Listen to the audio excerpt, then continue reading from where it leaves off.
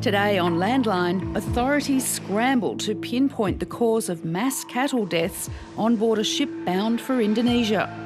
We can't forget this is a pretty extraordinary set of circumstances. To have this number of animals die on a live export vessel is a tragedy, and we do have to look at what can be done to address it in the meantime. Great debate over the controversial proposal to inject liquefied CO2 emissions deep underground. Do the right thing right up front and put the bastard out west where it belongs, not here in the Great Artesian Basin. And the remote 400,000 hectare cattle station that's better connected than some towns. Do you want to tell Google to open the spring gate? Hey Google, turn on spring gate. All right, turning spring gate on. The wireless connectivity that we're providing across the station is just like any residential internet connection. Hello, I'm Pip Courtney. Welcome to the program. It could be weeks before we know what caused the deaths of more than 100 cattle on a live export ship bound for Indonesia from Darwin. There are major investigations underway and calls for more vets on ships. And as Landline's Christy O'Brien reports, mandatory vaccinations for live export cattle are a possibility. Push up, push up, push up, push up, hey. The last thing Northern Australia's live export industry wants is any type of scandal, especially after an already tumultuous 12 months for the $900 million trade. Indonesia is suspending live cattle imports from 4 Australian facilities. Malaysia has now joined Indonesia in suspending live cattle exports over fears lumpy skin disease could be present. Then last week, news emerged of a high number of mysterious cattle deaths on board a boat bound for Indonesia. It's one of the highest mortalities in the live cattle trade's history. The Brahman Express left Darwin on the 14th of March, arriving in the port of Medan and Lampung in Indonesia 6 days later. Authorities say it was inspected by both a federal government and exporter vet, with no signs of illness present. But on the voyage, more than 100 cattle fell ill and started dying in quick procession. The exact number hasn't been confirmed, but industry sources say it sits above 150. At the same time, Australian cattle started dying of similar symptoms at a Northern Territory export depot, which Indonesian authorities have since temporarily suspended pending investigation. We can't forget this is a pretty extraordinary set of circumstances. To have this number of animals die on a live export vessel is a tragedy, and we do have to look at what can be done to address it in the meantime. The cattle all came from one Northern Territory station, and feed contamination is being considered the most likely cause. The lobby group representing producers has been on the front foot, trying to calm fears there are any wider issues. They were not presenting with any signs of disease or illness. I mean, they would never have gone anywhere near a vessel if they had. So that's what's giving us some concern, I guess, about trying to understand when that exposure took place. Because at the point in time that they were exported, they were in good health. So that's where we have to focus our attention, is what has happened during those periods and in those days. The deaths have prompted a priority investigation by the federal government, which has ruled out exotic diseases. The Federal Agriculture Department is tasked with finding out what happened on board the ship, while the Northern Territory's chief vet has the job of tracing back through the supply chain to see where any contamination might have occurred. We don't always find the smoking gun, unfortunately, because it takes a fair bit of effort, a forensic exercise to rule out things, but we're usually very confident based on the history, the clinical signs that we see, and then we put the picture together with the testing as well. We usually come to some kind of likely conclusion. At the Berrima Veterinary Laboratory in Darwin, teams have been working overtime. We do, from time to time, unfortunately, get mortality events. It's just a part of living in the Territory. It can be a tough environment. There's plenty of diseases that it still could be, but we've definitely ruled out all the important ones that we're concerned about from a notifiable point of view. Authorities say the clinical symptoms are consistent with botulism, which is not a contagious or exotic disease and poses no risk to human health. The Northern Territory has been described as a hotbed for the cattle disease, with the deaths not unexpected. So it can be quite a significant event depending on what the feed source is. Up here we might get that in a paddock, so you might see 25 or 30% of cattle lost in a paddock. And some of the other sicknesses, they may not cause the mortalities, but they can certainly cause quite a rampant disease event. But why so many deaths in such a short time? Some point to the way large herds in large paddocks are mustered in the north as contributing to cattle missing out on vaccinations. It's also not a legal requirement to inoculate livestock. It's really just best practice, and it's something that we do because we want to look after our livestock. You know, the happy livestock put on weight faster, they are more productive, they're more healthy, and they're just better for business. So vaccines are very, very common. But again, it is very difficult in some circumstances in the Territory to deliver them in the way that they need to be delivered. Or is it a deliberate oversight? In terms of vaccination, we probably get a little bit complacent, and I'm not certainly being critical of anyone, but there is a sort of sense, oh, well, we haven't seen this for a number of years, so why vaccinate, or you forget to vaccinate? It's my understanding it's not a requirement to vaccinate for botulism at the moment for animals going on board a livestock vessel. I'm very keen myself to understand why that is and whether that could be something that could address the scenario we faced here. One of the unfortunate benefits out of this situation is that it will be a stark reminder to anybody not practicing vaccinations of how important it is. But in my time in the industry, I have never seen this sort of event occur in their live export supply chain, and I'd just like to underscore how rare it can be. It has predictably raised the ire of animal welfare groups. It's obviously very concerning that such a large number of animals have died at sea. What the RSPCA is particularly concerned about is how that was managed at sea and how quickly the animals were managed and perhaps euthanized, hopefully to not have to suffer. Both the RSPCA and Australia's peak veterinary group have called for vets to be on board all vessels. I think having a veterinarian on all live export ships, whether they be short haul or long haul, is absolutely essential to maintain and protect the health and welfare of the animals on board. She says a vet could have administered treatments and started an investigation more quickly than the ship's resident stockman. Exporters say the Australian Veterinary Association has never raised this with them. That would be something we'd be very happy to talk to them about. I'm not saying we'd necessarily agree with it from the outset, but the reason that we want to have that conversation is the standards that govern the voyage of livestock on boats has been developed over the last 20, 30 years with contemporary science, and based on all risk measures and, of course, practicalities around availability of vets, it's been determined that short-haul voyages do not require a vet on board. With a national shortage of veterinarians, it's difficult to see how that requirement could be met.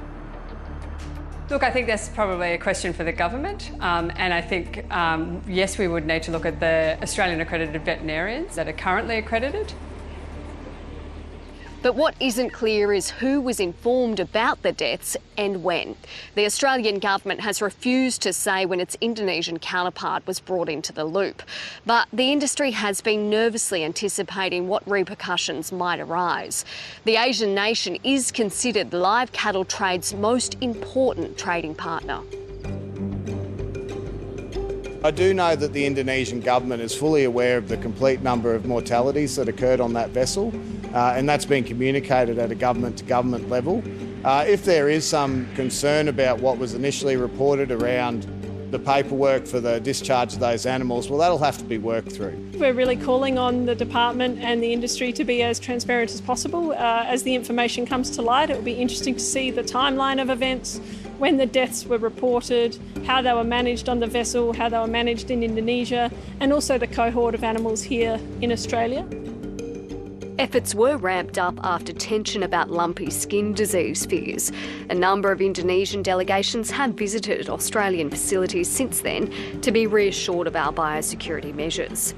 And it's those visits the industry believes might have offered some protection this time round. Look, there's always ways to improve, but certainly in this situation, we've had a great relationship with Indonesia in the last 6 months around talking about how our systems work. They've obviously had delegations come to Australia to witness it firsthand. So we're dealing with guys who have a really high familiarity with what we do and how we do it. And I'm very optimistic that we'll be able to address the concerns that they may have. Blame hasn't been attributed, but it's an event that's shaken the industry. I don't think we're having a liability conversation right now. Obviously, the focus is that there has been an animal mortality event, and we need to better understand exactly what that issue was that caused that and work very hard to make sure it doesn't happen again. A cautionary tale for an industry under constant scrutiny.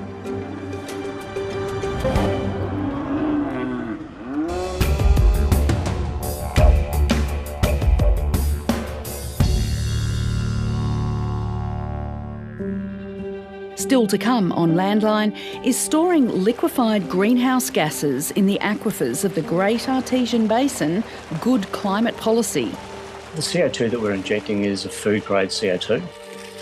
It's very high purity. If you're drinking soft drink in Australia, you're undoubtedly drinking water that's got CO2 in it from an industrial process similar to ours. Farmers disagree. Wrong thing in the wrong place. CO2 in the Great Artesian Basin just doesn't belong there. It's going to wreak havoc and we'll pay the price for generations to come.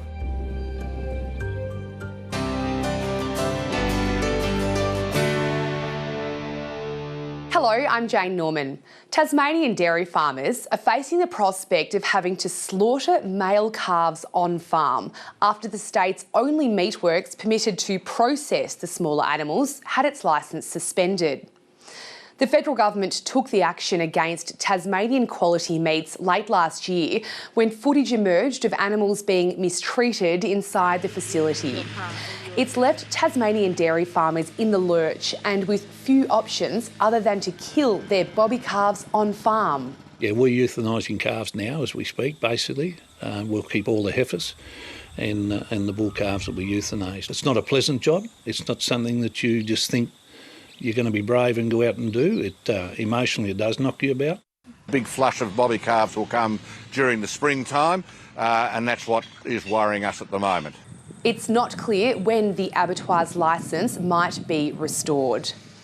Melbourne-based fund manager Prime Dairy has snapped up another big Tasmanian dairy farm from struggling Chinese-backed operator Van Dairy Group. Prime forked out $15 million for the 700-hectare farm at Woolnorth in the state's far northwest. Prime says it's now acquired enough land to reach its goal of running and milking a herd of 10,000 dairy cows. In February, Van Dairy lost a 25 million litre milk contract with major processor Fonterra, and as a result, at least 700 cows were sent to slaughter. The ABC understands that number is now in the thousands. Just days after the removal of Beijing's crippling trade tariffs, the first shipment of Australian wine is on its way to China. The tariffs were imposed in 2020 and saw wine exports fall by 99%, from $1.2 billion to just $12 million. Treasury Estate Wines says it's a relief that Penfolds is on the way to China once again. It was our largest export market some 3 years ago now, not only for Treasury Wine Estates but also for the Australian wine industry. So, yeah, it's fantastic to have it back. Fantastic that they can enjoy our quality wines again, and very important for the industry because whilst we've diversified over that period of time, China's still a significant market, so it's great that we can get back in there. While the industry is welcoming China's decision, the fallout has been dramatic. The domestic market was quickly oversupplied with a lot of wine that was destined for China, which meant that a lot of smaller to medium businesses like us were squeezed. There is a significant oversupply of red wine. businesses are going to have to make some very difficult decisions, I think, over the next little while about their vineyards, the size of their vineyards, what they're growing. Over the last 18 months, Beijing has been gradually winding back the bulk of the trade barriers applied to Australian exports, including barley, cotton and coal. But lobsters remain locked out. The industry feels like it's been treading water since 2020 and is hopeful it's next in line.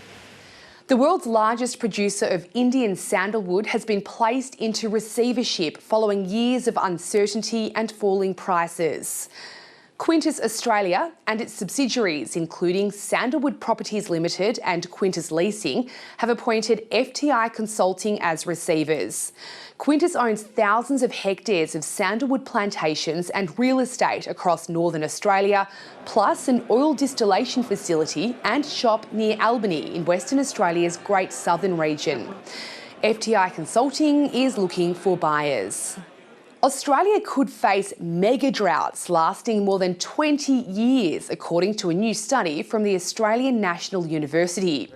Mega droughts are exceptionally severe, long-lasting and widespread, spanning multiple decades. There's one in the United States right now that's been running since the year 2000. Researchers at the ANU used multiple climate models to simulate previous droughts in Australia and predict how they might change in the future. They've found the likelihood of a mega drought in the near future is increasing thanks to climate change. The findings, they say, underscore the urgency of cutting emissions and a rapid clean energy transition. 20 years after it was launched, Australia's 3G network is being shut down to meet growing demand for 4G and 5G technology. Mobile phones that rely solely on 3G and even some older 4G handsets will not be able to make any calls, including to 000, once the network is switched off. If you're unsure if you'll be affected, call your telco provider. Telstra customers can text the number 3 to 3498 and you'll receive an SMS telling you if you need to do anything. It's not just mobile phones though. The 3G shutdown could also affect medical alarms, baby monitors and on-farm equipment like water monitors. Vodafone switched 3G off in December. Telstra is due to close its network on the 30th of June and Optus will follow suit in September. And that's Landline News.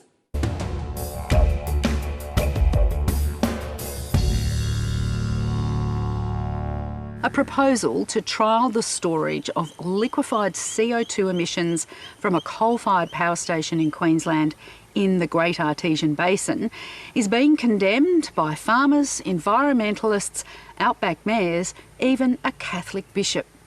Mining giant Glencore says its waste CO2 will be safe and won't contaminate underground water. But opponents say the immense water resource is too precious to risk. Now all eyes are on state and federal politicians and the federal court to see if the carbon abatement trial is approved. The cropping and grazing region around Moonee is 400 kilometres west of Brisbane. Like much of rural Queensland, the main water source is one of the world's largest underground freshwater reservoirs, the Great Artesian Basin. If you talk to most people, they have some sort of bore, stock and domestic or intensive bore in these aquifers that are drawing water out of it. It is the lifeblood. That is the single most important aspect of agriculture in Queensland. The GAB covers 1.7 million square kilometres, supporting $13 billion worth of agricultural and mining production, as well as supplying town water. They don't call it great for nothing, like the Great Barrier Reef, the Great Ocean Road. It's a natural treasure, a real icon. It's a significant underground water reserve which sustains a lot of communities and a lot of groundwater-dependent ecosystems. And it extends under about a quarter of Australia's landmass, including in some very arid areas where it's the only source of water. So it is precious? Yeah, extremely precious. Reliable artesian water is why intensive agriculture flourishes in this semi-arid climate. But now access to one of the deep underground aquifers is being sought for a controversial carbon capture storage proposal, and landowners aren't happy.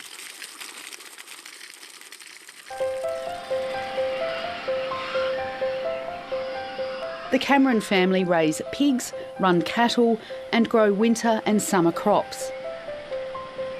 This grain storage and feed mill complex indicates how big its main pork business is.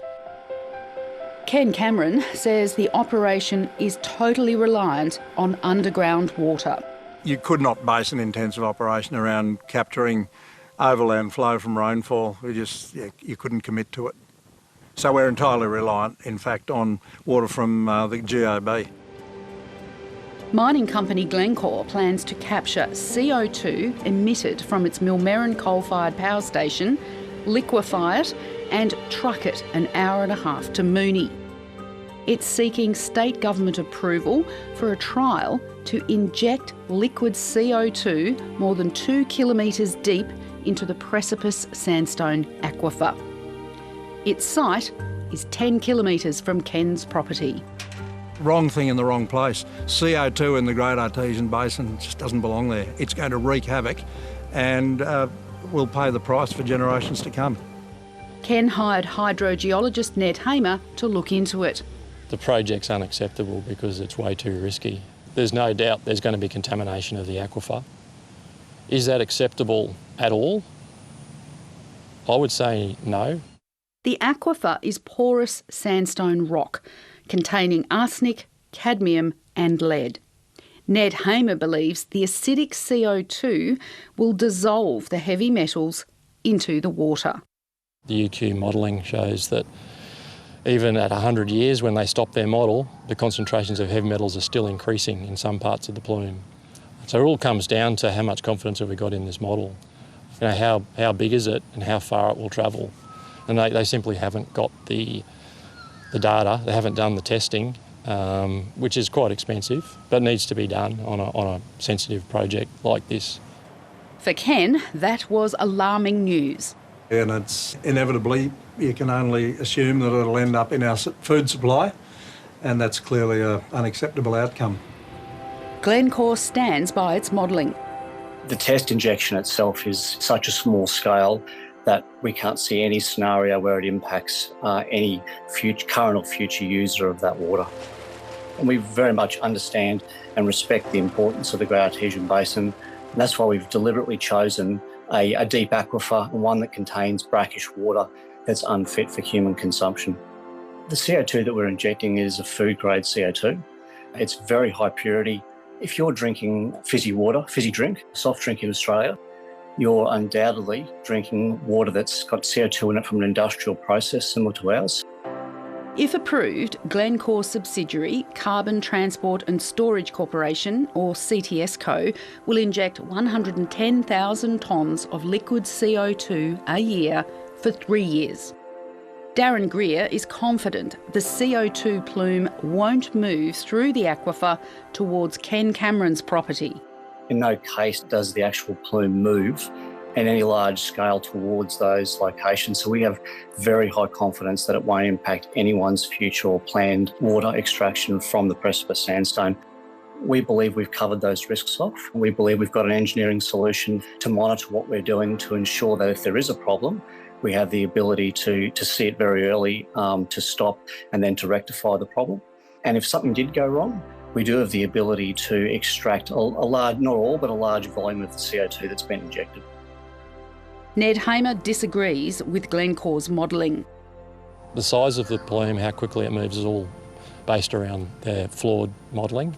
And I don't think we can have a lot of confidence that the plume will stay where it is. He was alarmed when he read the company's environmental impact statement. The groundwater impact assessment is inadequate from the start. A lot of that standard fieldwork doesn't appear to have been done.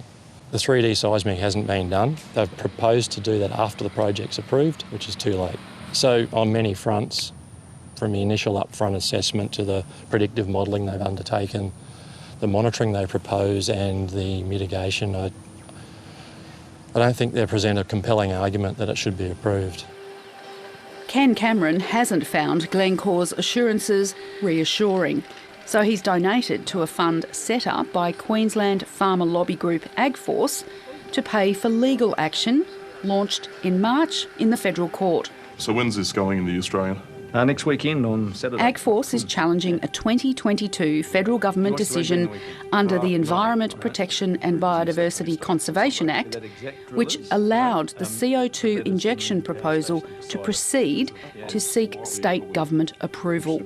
In a decision which we can't understand, the end result of that consideration at the federal government level was that pumping industrial waste into a water resource that covers 3 states of Australia is not covered under the matters of national environmental significance, and we're seeking judicial review of that decision. How did it get this far, given this is the gab we're talking about? That's one of the great mysteries to AgForce, is how it got this far. We're putting everything we can into this because we have one shot at it, and the wrong answer would be a travesty for the environment, for the Great Artesian Basin and for those communities. The two sides remain poles apart. We hope that the court action will expose AgForce's misleading rhetoric, and it'll focus on the comprehensive scientific work that's been done. The litigation is an important test for the Commonwealth and states' respective support for carbon capture and storage in Australia. So if you take the precautionary principle and apply it to the science that's been put in place so far against this application, you would stop and do further work. Modelled work does not provide the outcome, it provides one person's view of the outcome. And we've found modelling that tells different scenarios. Ned Hamer supports the precautionary principle approach. Yeah, absolutely should apply. You shouldn't take that risk. This uncertainty is significant and the risk is dramatic, particularly if they're talking about scaling this up as they are. So we start off sort of more north with our northern breeding blocks, coming down into sort of western breeding blocks. Anthony Lee runs Australian Country Choice, one of Australia's biggest vertically integrated beef businesses. He's also donated to AgForce's legal fund. He was shocked Glencore's first environmental impact statement claimed Precipice aquifer water was unsuitable for livestock and too deep for farmers to use. Can you clear up for us, do farmers use water from the Precipice aquifer? Absolutely, and will do into the future. And we are buying more allocation now. ACC has 2 properties near Moonee. There's a 30,000 head feedlot on one, the other grows grain for the feedlot. There are expansion plans for both. We've got a development application in to take Opal Creek from 30,000 head to 60,000 head. Next to it we own a property called Tungamar, which is 30,000 acres. We've got a 60,000 head DA approved on it. And then we've also, not at Moonee, but we've also got an approved DA out at our Brindley Park feedlot north of Roma to take it from 18,000 to 32,000. All those DAs, all that expansion, is that contingent on access to water? 100%, and it's all Precipice water. If the trial goes ahead, would your DAs be acted on or would you park them? Well, that's right. I mean, I don't know how you could go ahead. So, yeah, I think it puts the DA, our expansion, but also our existing business at risk.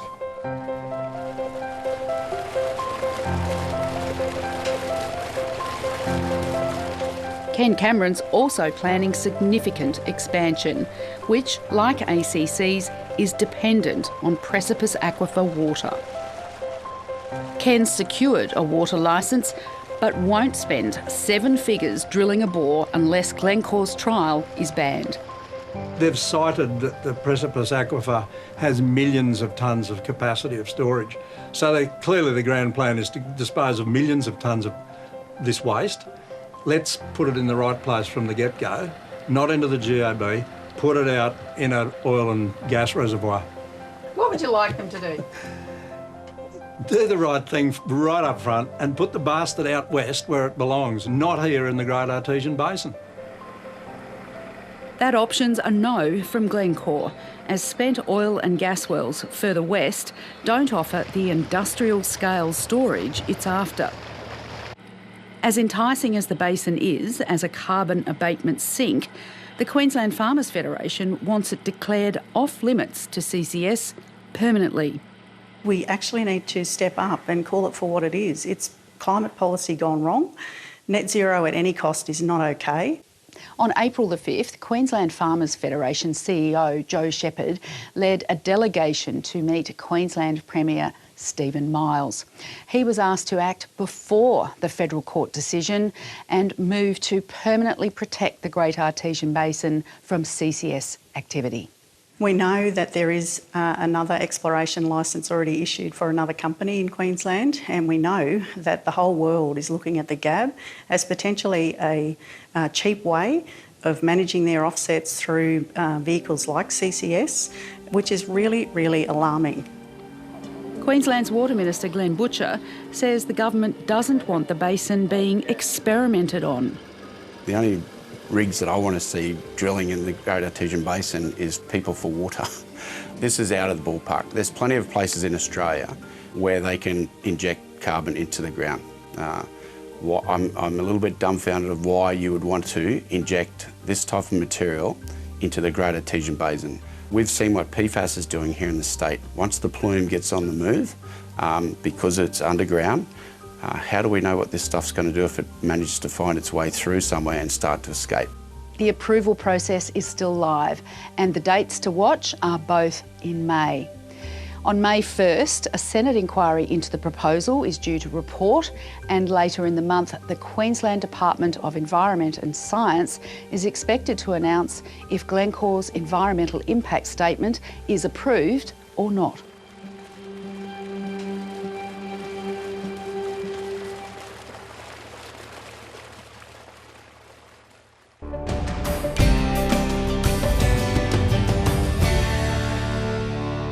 G'day, I'm Matt Brand. Significant rain in the eastern states over the last week or so has created some mixed results for agriculture. So we'll start with the good news. The rain has put some serious green shoots into the sheep and lamb market.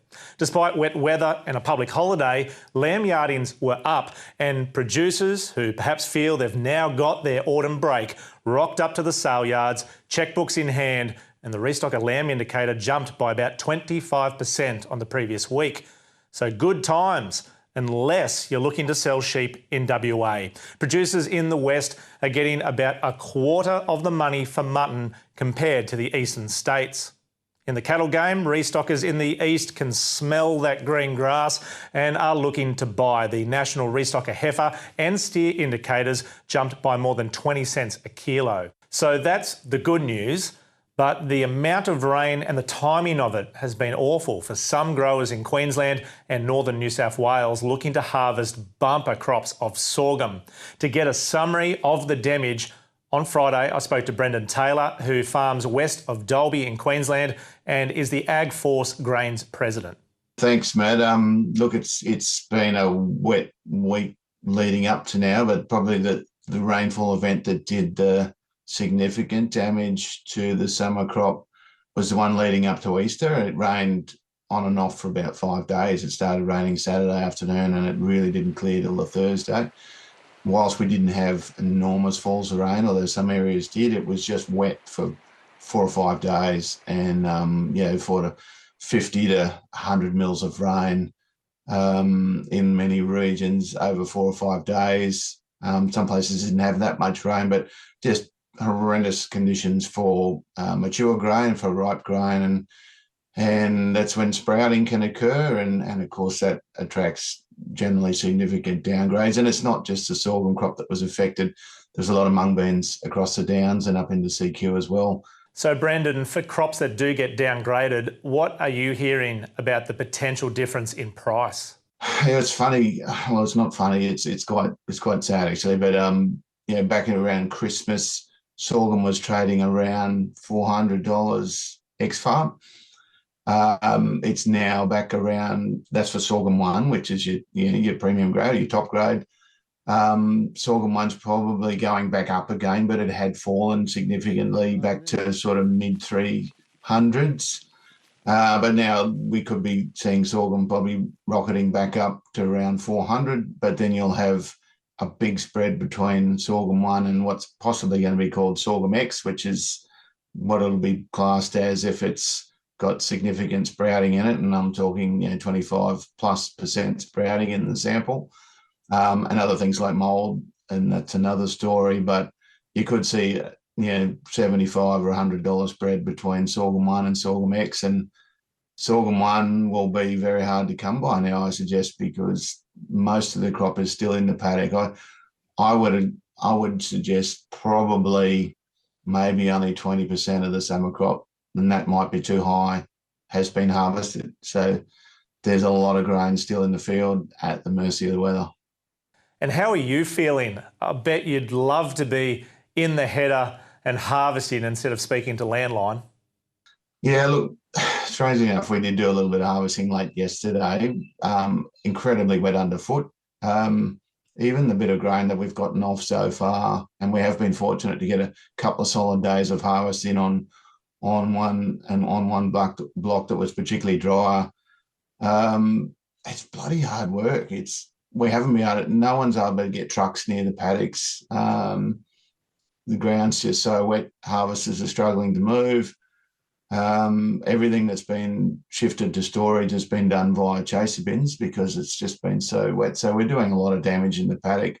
But that's what you got to do, right, to get it off. And the risk of more rain is still here. There's a system right around the downs.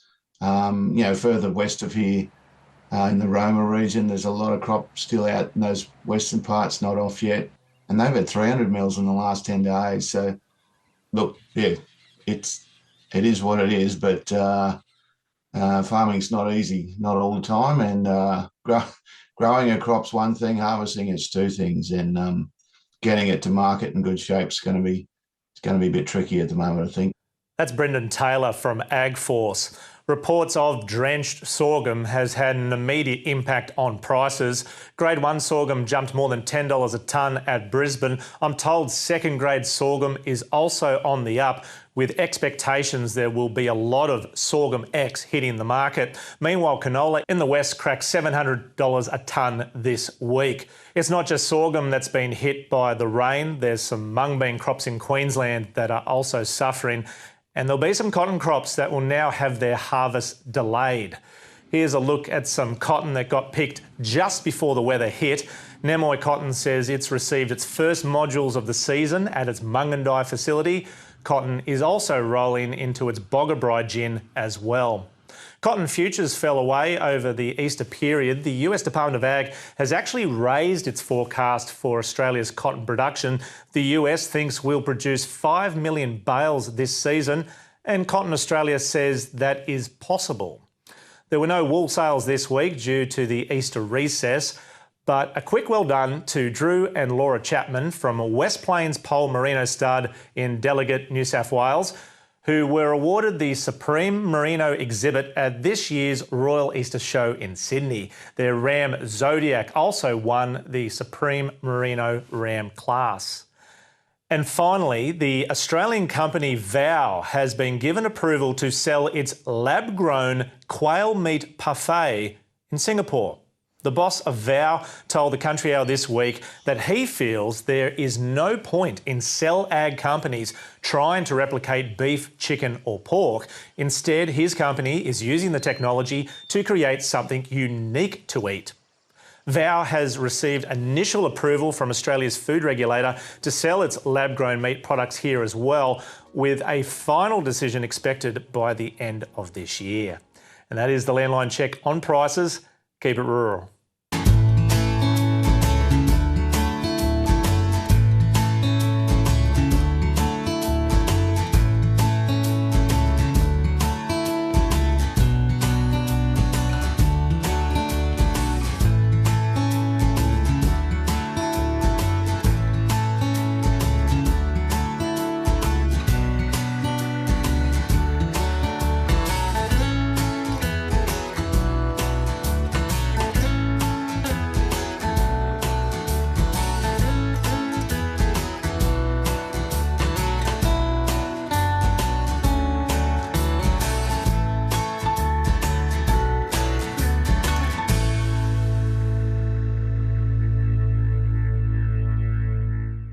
A 400,000 hectare cattle station in the heart of Western Australia has better connectivity than some Australian suburbs.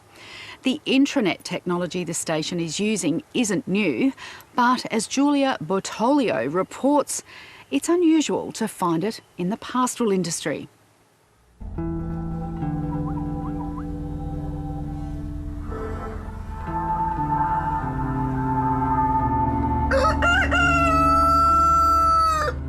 It's 7 o'clock at Prenty Downs, a cattle station in the centre of Western Australia.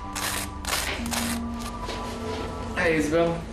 Jack Carmody is checking 38 water points scattered across 1 million acres. What do we got just there at the gate? Look at that one there. But it doesn't have to rush out to do it. Let's find your yards. Do we have any cows in Windita Spring? Yeah. Here, Isabel, do you want to look? Isabel, do you want to just move the screen like that? Look at this one. Click on rock and roll, and then click on the little man, and then click on one of your videos. Oh, look, there's a cow right now. Oh, and another, and another. Look at him go. And another, and another. Where? Oh, we got one of our home bulls. Can we go to the next video now? Well, this is live. This is right now. Right now? Yep, this is right now down at Sweetwater. That's 65 kilometres away. With technology, Jack has defeated distance. He has set up an intranet system to connect the most remote corners of the station.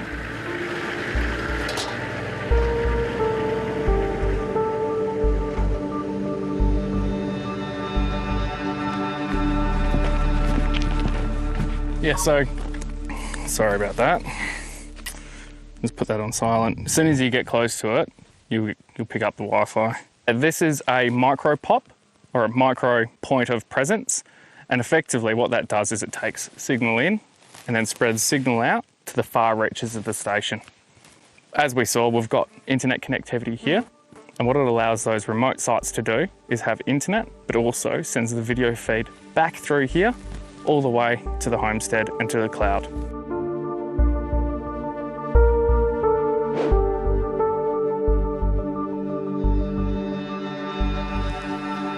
With cameras at every water point across 1 million acres and self-mastering yards with gates that can be controlled remotely, Prenty Downs may very well be the biggest smart home in Australia.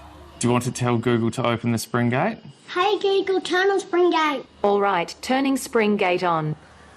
The wireless connectivity that we're providing across the station is just like any residential internet connection. Even at more than 1 hour drive from the homestead.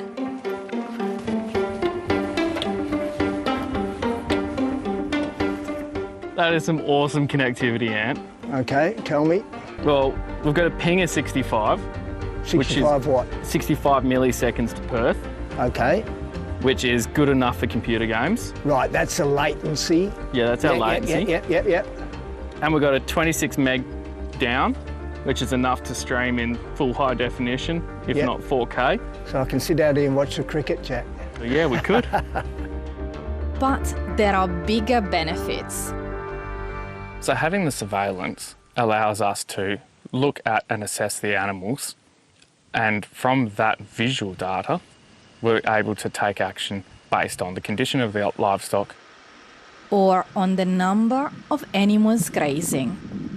It actually allows you to see and assess the total grazing pressure at your water point, because everything needs to drink. So we can identify if there's a surge in animal populations, such as overgrazing through non-profitable grazers, and that can include your kangaroos, camels, horses, donkeys, what other ferals you have. With cameras, water points are constantly monitored. Put a new panel in. And any leaks are spotted as soon as they form. The tank split at Parsons. Yeah, we've got tank indicating full, but it looks like the leak's coming from underneath it. With this setup, help can come from hundreds of kilometers away. In this case, from Jack's dad, watching from his farm in Esperance. If you jump on the camera now... Don't forget, I've got slow internet here. Yeah, the internet in Esperance is slower than we have at the station. And you can see where the seam is on the tank? Yeah, see the tank seam. So you've got the vertical seam running down. Yeah, and that's where we've got our leak coming out. Yeah, look, my suspicion is they're not cleared properly underneath. You can have it, eventually rub through underneath, and I'm suspecting that's what's happened there. On a remote station, like in other places, technology cuts travel. Some of the big environmental considerations and benefits to having a system like this is that you've got a lower impact on the land. If you're not driving around all the time, you're going to be able to save fuel, which means that you've got less carbon emissions. Now, in a farming operation, fuel can be one of the highest costs. You're also looking at your labour costs. Lift your feet up. And Jack can be there for his family. Even when he's not physically there. One of the biggest changes and implications that good connectivity has is actually more the peace of mind for Jasmine and the girls, that they know that they can reach me during the day if something goes wrong. Everyone on the station is safer. The advantage of having the video feed gives us a record if there's an incident in the yards, say someone's injured, but when you've got a video feed that covers the yards, the camera doesn't forget and you can see exactly what happened. And you can do a good post-diagnostic on why it happened, what you can do in the future to prevent it from happening. And for travellers from the surrounding remote Aboriginal communities, Prenty Downs is one of the safest stretches of the journey.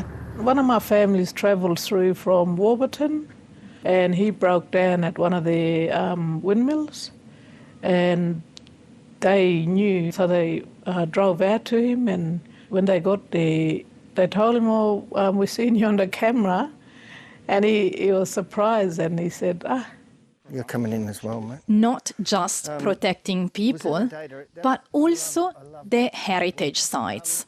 They disconnected this, or they disconnected that? The end. Yeah, which takes a little bit to actually do that. There's no chew marks from No. Very recently, we've had some artefact hunters, and we informed them that no, there is video surveillance, so don't try it. As soon as they got outside of the camera surveillance area, they decided to deviate and go hunting for artefacts somewhere else on another station. Makes me feel angry. It's just the same as someone just breaking into your, backyard or your house without even asking, without knocking on the door and talking to you first. They're just walking in and just doing whatever they want, and people should have respect for us. Due to some of the new mapping software that the state government has now made available to all members of the public, unfortunately, that data is now more available, and it's leading to people being able to go artefact hunting. The implementation of this system helps protect those culturally sensitive sites and ensure that those sites are protected for generations to come. It's one of the reasons why others are looking at implementing similar technology. So our western, and from here, northern neighbour is Windidda. So that's owned by the Windidda Aboriginal Corporation. One of the things that they've expressed interest in is implementing the same wireless monitoring system on that station. It will really help us, it'll benefit us, because then it'll help us to keep an eye. Jack, who used to work in technology, has built this intranet system by himself. We had to go from scratch with what power supply systems we're using and then the componentry, but the fundamental part of the system has remained the same, the wireless network, the fixed wireless network. Quality cow cam, all right. Like Mission Impossible. Simply said, this has to happen. It needs to happen because it makes sense as a business to reduce your costs. But not everyone shares Jack's view. In the centre of Western Australia, this remote cutter station has conquered distance, but it's still battling to convince others that this model can work. When I'd applied for funding to demonstrate this technology, not only here on Prenty Downs, but on another station, was that I received feedback that said that the assessment panel did not believe that it was technically feasible, despite having a demonstratable pilot program where we already had the wireless remote controlled gate, as well as an 80-kilometre over-the-air link. The initial investment, which he says was in the hundreds of thousands, is not the only barrier that stops this technology from becoming more common. It's not being promoted by the industry itself. And by the industry, I'm talking about the supporting sides of it, such as from the government through grant programs, outreach programs, and also just training to teach people that they can do it. Good to go. But Jack is pushing forward. Looking at where we can go now that we've got connectivity is very exciting. We can actually use that data in conjunction with developers to implement machine learning technology, and the sky's the limit there. He dreams of sharing this technology and data with other stations across Australia. And then from there, we'd be able to start looking at data analysis at a broader spectrum and across similar geographic zones. So it's really good. For now, Jack is sharing his connectivity journey on YouTube. What it allows us to do is connect with the outside world and everyone else to actually connect with Prenty and the land that we work on. It's a really good two-way conversation that we have, and it's really great to engage with the audience themselves. Their feedback proved precious. One of the strongest things for agriculture and for pastoralism here in Australia is to have outside eyes on it. You've got new light through old windows. There you go. Connectivity also opens new doors for Jack's daughters. Right, let's find a soft one, Missy. With the young generation today, connectivity is vital to their social well-being, and having access to high-quality internet out in remote stations is vital. Look at that smile, eh? And Jack hopes he will keep his daughters working on the land. Something to really hold on to and remember, that we may be remote, but we're not isolated, because having that good communication removes that isolation. You're enjoying this, aren't you? Yes, I am. Can't half tell.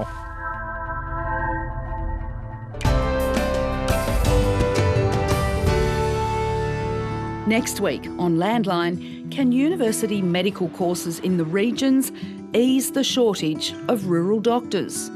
There's very good evidence that if you do all of your medical school training in a rural setting and do your internship, you have a much higher chance of staying in a rural setting. I'm already looking at applying remote rural. I don't think that I would even consider working in Adelaide after I graduate or in the city after I graduate, so it's definitely just reiterated that I want to do it.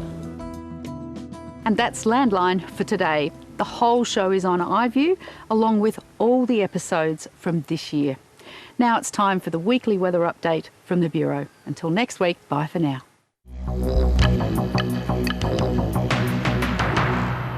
G'day from the Bureau and welcome to our weekly weather wrap for Sunday the 7th of April. The coastal trough that brought rain, wind and flooding to eastern Australia this past week is moving out into the Tasman Sea, while tropical cyclone Olga to our northwest isn't expected to impact the mainland. And this week we'll be shifting into a far more typical autumn pattern.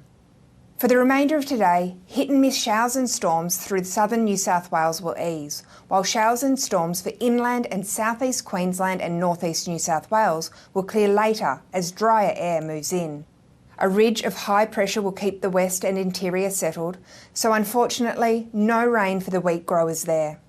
On Monday, warm and dry in the far west, while a cold front will bring gusty showers to coastal South Australia, Victoria and Tasmania, and even a dusting of snow to the Alps. A few showers about the east coast in an onshore flow. The cold front and trough will cross New South Wales Tuesday, bringing showers and a gusty change moving up the coast, and even another dusting of snow for the Alps.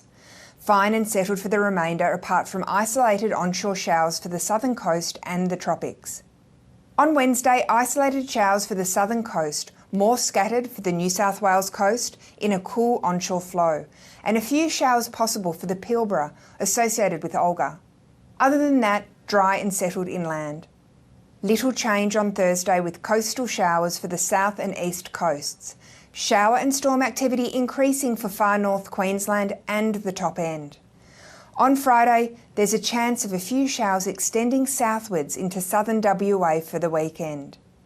And that's it for our weekly weather wrap. Stay up to date with our latest forecasts and warnings via the Bureau website, app and social media, and we'll see you again next time. Bye for now.